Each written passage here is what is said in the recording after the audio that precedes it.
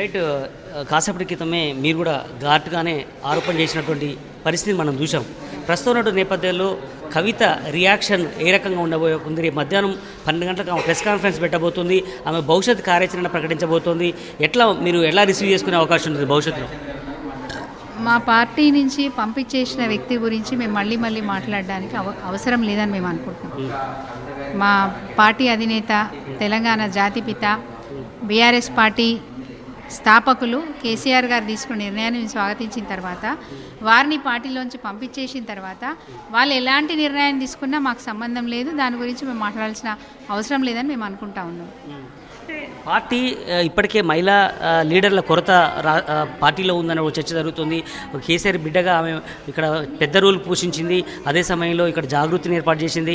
ఇలాంటి పరిస్థితుల్లో ఆమె లేని లోటు పార్టీలో ఏకంగా దాన్ని పూడ్చుకునే అవకాశం ఉంది. అంత కష్టం పార్టీకి ఏం రాలేదని నేను అనుకుంటా ఉన్నాను. తను పార్టీలో ఉన్నప్పుడు కూడా పార్టీ ఓడిపోయింది. 2 సార్లు వారికి బీఫామ్ ఇచ్చారు పార్లమెంటు స్థానంలో పోటీ చేయడానికి. ఒకసారి గెలిచారు, ఒకసారి ఓడిపోయినారు. 2 సార్లు ఎమ్మెల్సీగా అవకాశం ఇచ్చినారు. ఇంత పార్టీ తనకు అన్ని అవకాశాలు ఇచ్చినా ఈరోజు పార్టీ ఉంటే ఎంత పోతే ఎంత అనే మాట మాట్లాడడం పార్టీ క్యాడర్ని అందరినీ కూడా నొప్పించింది. కాబట్టి కేసీఆర్ గారు ఇంత కఠినమైన నిర్ణయం తీసుకున్నారు. అంటే మేజర్గా ఆమెను సస్పెండ్ చేయడం గల ప్రధానమైనటువంటి రీజన్ ఉంటే ఎంత పోతెంత అనేటువంటి పరిస్థితేనా, లేదంటే హరీష్ రావు మీద టార్గెట్ చేయడమా, జగదీష్ రెడ్డి గారి టార్గెట్ చేయడమా? ఎప్పుడు కూడా వ్యక్తులను బేస్ చేసుకొని పార్టీ నడవదండి. బీఆర్ఎస్ పార్టీ మొదటి నుంచి కూడా వ్యక్తుల్ని బేస్ చేసుకొని పార్టీ నడవలేదు. తెలంగాణ రాష్ట్ర ప్రజల అభిష్టం మేరకే తెలంగాణ రాష్ట్ర సాధన కోసం ఏర్పాటు చేసిన పార్టీ. తన ప్రాణాన్ని పణంగా పెట్టి తెలంగాణ ఉద్యమాన్ని ఉవ్వెత్తున లేపి నిలబెట్టిన వారు కేసీఆర్ గారు.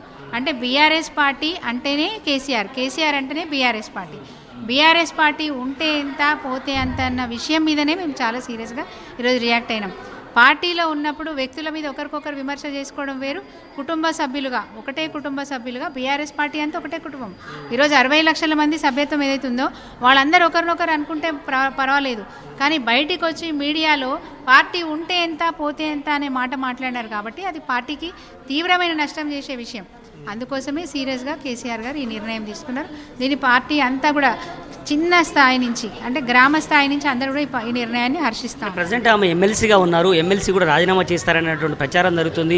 మీరు ఒక మహిళా లీడర్గా ఉన్నారు, చాలామంది ఎమ్మెల్సీ కోసం ఎక్స్పెక్ట్ చేశారు పార్టీలో, కానీ రాలేదు. కానీ కేసీఆర్ ఆమెకు ఇచ్చినటువంటి పరిస్థితి మనం చూసాం. ఇప్పుడున్నటువంటి పరిస్థితి అదే కదా మేము చెప్పేది. తనకు మంచి అవకాశాలు ఇచ్చినారు కేసీఆర్ గారు.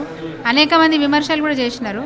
ఒక ఉద్యోగం పోతే మళ్ళీ వెంటనే ఇంకో ఉద్యోగం ఇచ్చినారనే విమర్శలు కూడా చేసినారు. ఎన్ని చేసినా కానీ తన పార్టిసిపేషన్ ఉంది. జాగృతి సంస్థ ద్వారా తను కూడా కొంత తెలంగాణ ఉద్యమానికి పాటుపడిందనే ఉద్దేశంతో తనకు అవకాశాలు ఇస్తూ పోయినారు.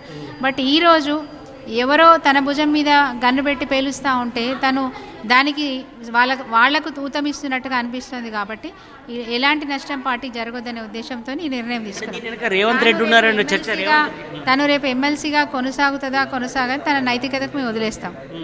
కేసీఆర్ ఆరోపణ చేయడం కాదు, కేసీఆర్ తప్ప మిగతా అందరి మీద ఆరోపణ చేసుకుంటూ వస్తుంది.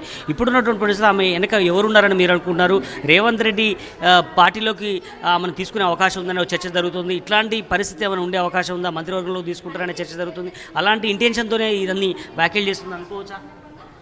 ఈరోజు రేవంత్ రెడ్డి గారు ఆయన ఏం డ్రామాలు చేస్తారు, ఎట్లాంటి వేషాలు వేస్తారు, పబ్లిక్ని డైవర్ట్ చేయడానికి ఎట్లాంటి పొలిటికల్ డైవర్షన్ డ్రామాలు చేస్తారో మనకు అందరికీ తెలుసు. అందులో భాగమే ఇది కూడా అని మేము అనుకుంటా ఉన్నాం. చివరగా కవిత గడిచిన 3-4 నెలల నుంచి మీరు ఆలోచిస్తున్నాము, చూస్తున్నాము, సహనంతో ఉంటున్నాం అన్నారు. కానీ ఆమె అడిగినటువంటి ప్రశ్నలు చాలా ఉన్నాయి. ఆ లేఖ రిలీజ్ చేసింది ఎవరు, అలాగే పార్టీ బంద్ ఎందుకు పిలిపియలేదు, అదేవిధంగా నేను సిబిఐ ఎంక్వైరీకి వేస్తే ఎందుకు పార్టీ స్పందించట్లేదు, ఇట్లాంటి చాలా అడిగింది. ఇట్లాంటి వాటికి ఎందుకు స్పందించలేకపోయింది? అంటే ఒక మాట చెప్పాలండి, ఇప్పుడు అలాంటివి కంప్లైంట్స్ తనకు పార్టీలో ఏమున్నా, తండ్రిగా కూతురుగా వ్యక్తిగత విషయాలు ఎన్నో ఉంటాయి, మాకు అవసరం లేదు అది. కానీ పార్టీని రచ్చకీడ్చినప్పుడు, పార్టీని బదనాం చేసే ప్రయత్నం చేసినప్పుడు, పార్టీని డ్యామేజ్ చేసే ప్రయత్నం చేసినప్పుడు మాత్రం తప్పకుండా స్పందించాల్సిన అవసరం ఉంటుంది. ఇప్పుడు 3-4 నెలలుగా తన మాట తీరు బాగలేకపోయినప్పటికీ కూర్చొని మాట్లాడుకోవచ్చు అనే ఉద్దేశంతో సహనంగా పార్టీ ఉంది. బట్ ఈరోజు అది శృతి మించిపోయింది కాబట్టి ఇలాంటి కఠినమైన నిర్ణయం బయటకు వచ్చింది. అంటే పార్టీ ఇంతకాలం భరించిందని అంటున్నారు, అంత ఓకే. కానీ పార్టీ సైడ్ నుంచి కూడా ఉన్నటువంటి కొన్ని డిస్టర్బెన్సెస్ కావచ్చు, కొన్ని లూప్స్ కూడా ఎందుకు దాన్ని రెక్టిఫై చేసుకునే అవకాశం? ఏదైనా ఉండనివ్వండి, విత్ ఇన్ ద పార్టీ 4 గోడల మధ్యలో మాట్లాడుకోవాల్సిన విషయాల్ని బజార్కి ఇడ్చొద్దు కదా. మొత్తానికి మహిళా లీడర్లు కూడా గట్టిగానే చెప్తున్నారు. ఇంట్లో 4 గోడల మధ్య మాట్లాడుకోవాల్సినటువంటి విషయాల్ని బహిరంగంగా మాట్లాడమే కాదు, వ్యక్తుల మీద ప్రత్యేకించి పార్టీనే కించపరిచే విధంగా మాట్లాడడం అనేది ఖచ్చితంగా ఈ క్రమశిక్షణ చర్యకు కారణమని కూడా వాళ్ళు ఆరోపణ చేస్తున్నటువంటి పరిస్థితి ఉంది. కెమెరా పర్సన్ కృష్ణతో నరేందర్, జీ తెలుగు న్యూస్, తెలంగాణ భవన్ నుంచి.